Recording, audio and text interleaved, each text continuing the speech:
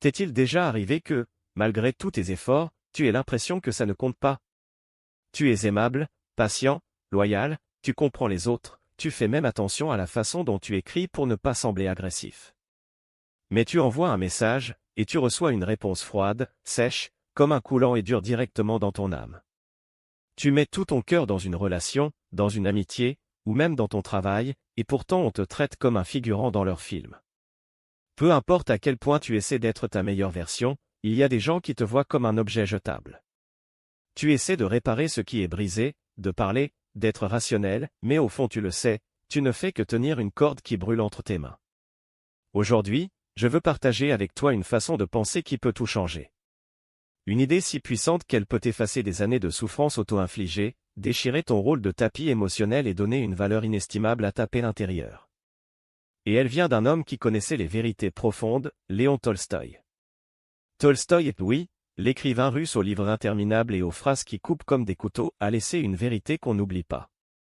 Le respect a été inventé pour combler le vide là où devrait se trouver l'amour. Cette phrase ne se contente pas de frapper, elle te met à nu. Surtout si, un jour, tu as confondu le manque d'affection avec la proximité émotionnelle. Et voici la vérité. Tu n'as pas à donner un accès permanent à ta vie simplement parce que quelqu'un y a eu un rôle temporaire. Le problème n'est pas que les gens changent. Le problème, c'est que tu attends d'eux qu'ils t'accompagnent à des niveaux pour lesquels ils ne se sont jamais entraînés. Tolstoï nous a montré que beaucoup inventent des vertus pour masquer leur incapacité à aimer, à respecter, à être loyaux ou à ressentir de la culpabilité. Et toi, tu restes là, croyant que ta bonté va les transformer. Mais ils ne sont pas perdus, ils sont confortables. 1. Par quand tu dois te rapetisser pour rester. Si tu dois cacher ta voix, tes rêves ou tes opinions pour t'intégrer, ce n'est pas de l'amour, c'est de la tolérance déguisée. Te taire ne fait pas de toi quelqu'un de noble, mais un complice. Si on te fait sentir comme un poids dans ta propre vie, par comme s'il s'agissait d'une évacuation urgente. Celui qui t'aime vraiment ne te fait jamais douter de ta valeur. 2. Par quand on ne t'aime que dans ta version facile. Certains ne sont là que quand tu souris, quand tu es utile, quand tu ne déranges pas. Le jour où tu es humain, avec des problèmes et des besoins, ils disparaissent comme ton salaire en fin de mois.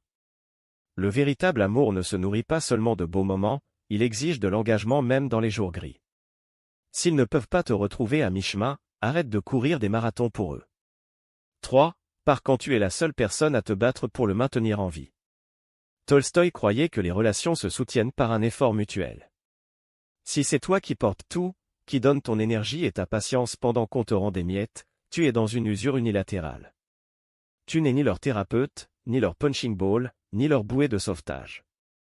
Pose-toi la question inconfortable, si les rôles étaient inversés, se battraient-ils pour toi? Si la réponse est « probablement pas », tu as déjà ton signal. 4. Par quand pardonner devient une routine.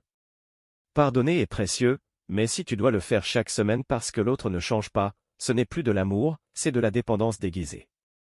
Tolstoï disait que le véritable repentir n'est pas dans les mots, mais dans les actes.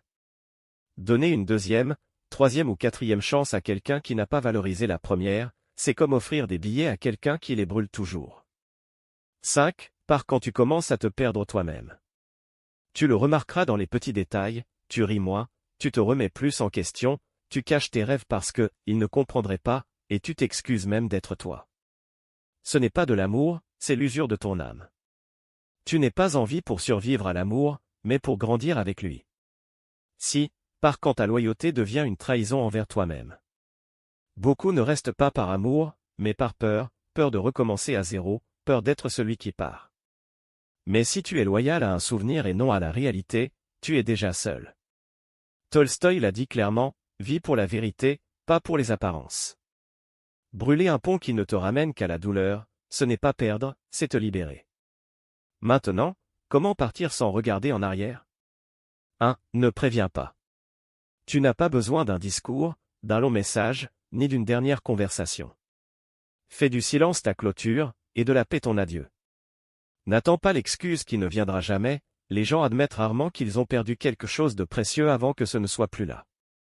2. Accepte que le début sera dur. S'éloigner ne ressemble pas à une victoire au début, ça ressemble à un vide. Ton esprit est accroché au schéma, au chaos, à la routine d'appeler « maison » ce qui te détruisait.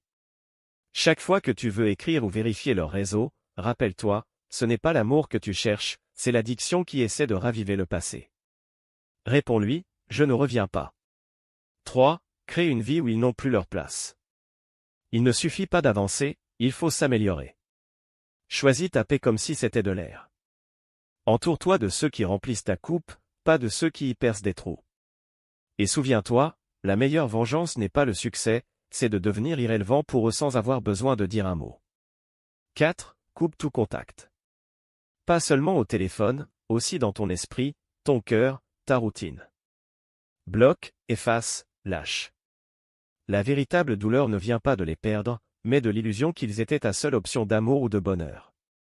Ne ferme pas seulement la porte, mets un verrou, des clous, et mets le feu au couloir.